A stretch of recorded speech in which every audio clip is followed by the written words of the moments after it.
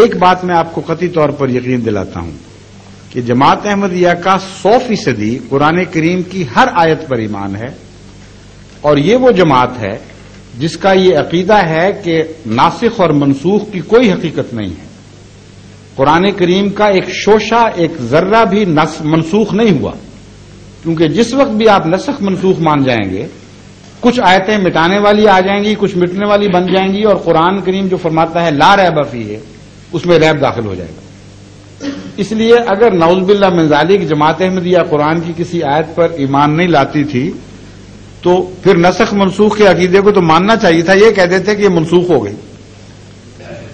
ہرگز ایسی بات نہیں، ہم سچے ہیں، صادق ہیں اپنے قول میں، اپنے ایمان میں صادق ہیں۔ آن حضرت صلی اللہ علیہ وآلہ وسلم کو خاتم النبیین مانتے ہیں، ہر اس معنی میں مانتے ہیں جس معنی میں صلحائے امت اور عرب استعمال سے لفظ خاتم کے معنی ثابت ہیں۔ آج اگر عرب علماء بعض مجھ سے بات کرتے ہیں تو یہ کہتے ہیں کہ ہم عربی دان، ہم عرب میں پیدا ہونے والے، تم ہماری زبان ہمیں سکھاتے ہو، تمہارا کیا حق ہے کہ خاتم کے ایسے معنی کرو جسے ہم اعلان کر دیتے ہیں کہ جھوٹے اور غلط، سعودی عرب سے اعلان ہو جاتا ہے، مصر سے ہو جاتا ہے، تمہاری بات ہم کیوں مانیں؟ پھر تم تو پنجابی، تمہیں تو عربی بولنی بھی نہیں آتی۔ اس کا میں جواب یہ دیتا ہوں کہ مجھ سے میرا بحث کا کوئی حق نہیں، بالکل ٹھیک فرما رہے ہیں، لیکن محمد مصطفیٰ صلی اللہ علیہ وآلہ وسلم کا حق رہتا ہے قائم، آپ کے صحابہ کا حق رہتا ہے۔ اگر میں خاتم کا مضمون خود حضرت اقدس محمد مصطفیٰ صلی اللہ علیہ وآلہ وسلم کی زبان سے آپ کو دکھا دوں، پھر آپ کو زیادہ عربی آتی ہے کہ محمد رسول اللہ علیہ وسلم کو عربی زیادہ آتی ہے، پھر یہ بحث اٹھے گی، ہم بیچ میں سے نکل جاتے ہیں، پھر آپ بحث کیجیے۔ اولین صحابہ سے اگر ثابت کر دوں کہ خاتم کا وہ مفہوم مطلب نہیں ہے جو آج کے بعض علماء عرب ہوں یا غیر عرب قرآن کی طرف منسوب کر رہے ہیں، بلکہ وہ مطلب ہے جس کو ہم مانتے ہیں، اور یہ صحابہ کا عقیدہ تھا، پھر آپ بحث کیجئے۔ وہ عرب صحابہ صلحائے عربی نہیں تھے، بلکہ عربی کے لحاظ سے آج کی بگڑی ہوئی عربی سے تو بہت بہتر عربی جانتے تھے۔ آج تو میں نے تو دیکھا جتنے عرب آتے ہیں ان کو کہا جائے فصحا بولیں تو ذرا زور لگا کے بولنی پڑتی ہے، ورنہ بگڑی ہوئی عربیاں بول رہے ہیں، پہچانی بھی نہیں جاتی عربی۔ تو محمد رسول اللہ صلی اللہ علیہ وسلم اور آپ کے زمانے کی عربی ہر مسلمان کو تسلیم ہے، بہتر تھی، افصح تھی، ابلغ تھی اور سچی تھی، یعنی وہ لوگ سچے تھے جو عربی بولتے تھے۔ اب سنیے، آن حضرت صلی اللہ علیہ وآلہ وسلم نے حضرت علی رضی اللہ تعالیٰ عنہ کو مخاطب کر کے فرمایا، انا خاتم النبیین و انت خاتم الاولیاء۔ یہ لفظ آگے پیچھے ہو سکتے ہیں مگر قطعی طور پر یہ لفظ موجود ہے۔ فرمایا کہ میں خاتم النبیین ہوں یا علی، اور تو خاتم الاولیاء ہے۔ اور یہی حدیث دوسرے لفظوں میں خاتم الاصفیاء کے معنوں میں کے لفظوں کے ساتھ استعمال ہوئی، اور یہ حدیث شیعہ فرقوں کی کتب میں بھی موجود اور سنی فرقوں کی کتب میں بھی موجود، اسی لیے حضرت علی رضی اللہ تعالیٰ عنہ کو خاتم الاولیاء کا لقب دیا جاتا ہے۔ آپ نے اپنے خاتم النبیین کے ساتھ جوڑ کر بیان فرمایا ہے۔ میں یہ پوچھتا ہوں، ان ظاہر صاحب سے پوچھیے آپ جنہوں نے سوال کیا کہ کیا اس بات پر آمادہ ہیں کہ یہاں جو معنی خاتم کا آپ ایک حصے میں کرتے ہیں دوسرے میں بھی وہ تسلیم کر لیں؟ اگر وہ آمادہ ہو جائیں تو بحث ختم ہو جاتی ہے۔ پھر آپ ان سے پوچھیے کہ بتائیے خاتم الاولیاء کا کیا مطلب ہے؟ اگر خاتم الاولیاء کا مطلب ہے ایسا ولی آ گیا جس کے بعد قیامت تک امت محمدیہ میں کبھی کوئی ولی نہیں پیدا ہوگا اور ولایت کی صف لپیٹ دی گئی ہے، تو پھر جائز ہے کہ ساتھ ہی یہ ترجمہ کیا جائے کہ ہاں جس طرح میں خاتم النبیین ہوں اور میرے بعد قیامت تک کوئی نبی نہیں آ سکتا اور نبوت کی صف گویا کہ لپیٹ دی گئی۔ کیا یہ جائز ہے؟ اگر جائز ہے تو ولایت کو ڈھونڈتے رہیں اس امت میں جو ولایت کے لیے پیدا ہوئی تھی، ولی بنانے کے لیے آئی تھی، اور اعلان کرتی ہے کہ اولیاء اللہ کی جماعت ہے، الا ان اولیاء اللہ لا خوف علیہم ولا هم یحزنون۔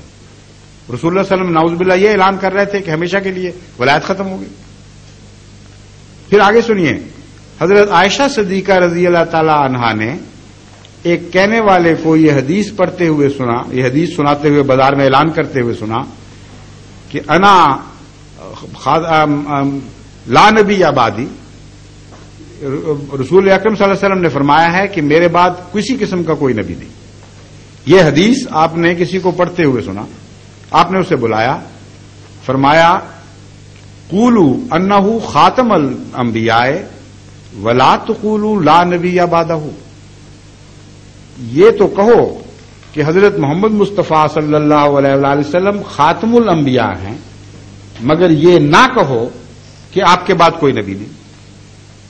اب حیرت کی بات ہے کہ اولین دور میں وہ معزز ترین خاتون جن سے امت محمدیہ کے علماء کہتے ہیں کہ ہم نے آدھا دین سیکھا، جو رسول اللہ صلی اللہ علیہ وسلم کے ہاں پرورش پائیں، آپ کی تربیت کے نیچے بڑی آگے اور آپ سے دین سیکھ کر دوسروں کو سکھانے والی تھی، انہوں نے کیا محسوس کیا؟ خطرہ، کوئی فرق محسوس کیا؟ آگے چلیے، اسی دور کے عرب کلام کے محاورے کو دیکھیے، آپ حیران ہو جائیں گے یہ دیکھ کر کہ عرب تو خاتم کا لفظ بے دھڑک استعمال کرتے ہیں اور کسی اور معنی میں کرتے ہیں، زمانی لحاظ سے آخری میں نہیں کرتے. چنانچہ کہتے ہیں متنبی خاتم الشعراء تھا، کہتے ہیں ابو علی سینا خاتم الاطباء تھا، اور کوئی خاتم الحکماء بن گیا، کوئی اطباء بن گیا، کوئی خاتم الاولیاء ہو گیا. خاتم کا لفظ تو پھیلا پڑا ہے عرب استعمال میں. کیا یہ مطلب ہے کہ ابو علی سینا کے بعد کبھی کوئی طبیب پیدا نہیں ہوگا؟ کیا یہ مطلب ہے کہ متنبی کے بعد کوئی شاعر پیدا نہیں ہوگا؟ اگر تقویٰ سے کام لینا ہے، سمجھنے کی کوشش کرنی ہے تو تلاش تو کریں کیا مطلب ہے.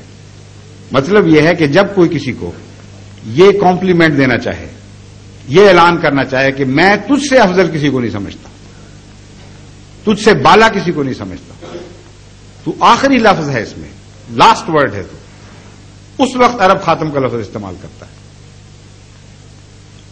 انسان کے استعمال میں تو غلطی ہو سکتی ہے، متنبی کے بعد بھی اس سے بہتر آ سکتے تھے، لیکن متنبی کو خاتم کہنے والے نے، متنبی کو خاتم کہنے والے نے انہی معنوں میں خاتم کہا کہ میرے نزدیک تیرا مقام شعراء میں سب سے افضل ہے.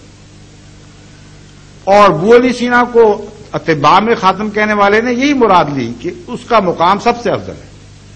انسان جیسا کہ میں نے بیان کیا، نہ عالم الغیب، نہ اس کو ذاتی طور پر دل میں ڈوبنے کی طاقت، اس کو کیا پتا کہ کیسا ہے، مگر اللہ جب گواہی دیتا ہے، اور اللہ نے ایک بار گواہی دی ہے خاتم کی. سارے مذاہب کی کتابیں اٹھا لیں، آج تک خدا نے کسی نبی کے متعلق لفظ خاتم استعمال نہیں کیا سوائے ہمارے آقا و مولا حضرت اقدس مولانا حضرت محمد مصطفیٰ صلی اللہ علیہ وسلم کے متعلق.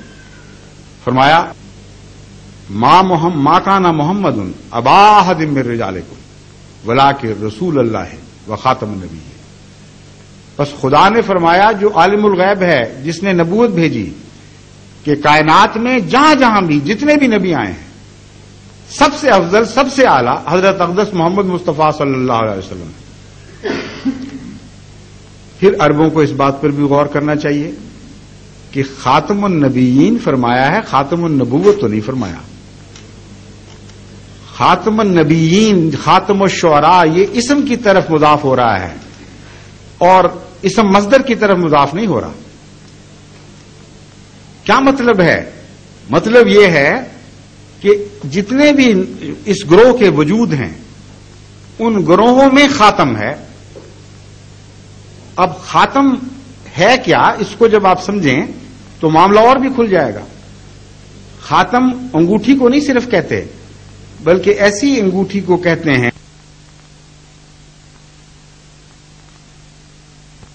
تصدیق کے لیے آتی ہے، جھٹلانے کے لیے نہیں آتی. تو فرمایا ایسا رسول آیا جس نے سب نبیوں کی تصدیق فرما دی. چنانچہ دوسرا معنی یہ بنا کہ خاتم کا مطلب مصدق آ گیا نبیوں کا.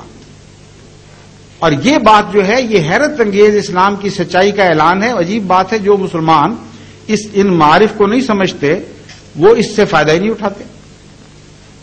قرآن یہ اعلان فرما رہا تھا کہ آج تک دنیا میں کوئی ایسا نبی نہیں آیا جس نے تمام دنیا کے نبیوں کی تصدیق کی ہو. یہ تاریخی انقلابی واقعہ پیدا ہوا ہے کہ محمد مصطفیٰ صلی اللہ علیہ وسلم ظاہر ہوئے جو یہ اعلان کر رہے ہیں کہ دنیا میں جس دنیا کے پردے پہ بھی کوئی نبی آیا وہ خدا کا نبی اور سچا تھا اور سب پر ایمان لانا جزو ایمان قرار دے دے. لا نفرق بین احد من رسله، یہ اعلان کر دے کہ ہم کسی رسول پہ فرق نہیں کرتے، ہم سب پر ایمان لاتے ہیں. اب اگر کوئی شخص دنیا میں اس چیلنج کو قبول کرنے والا ہے، مجھے دکھائے لا کر کتاب کوئی.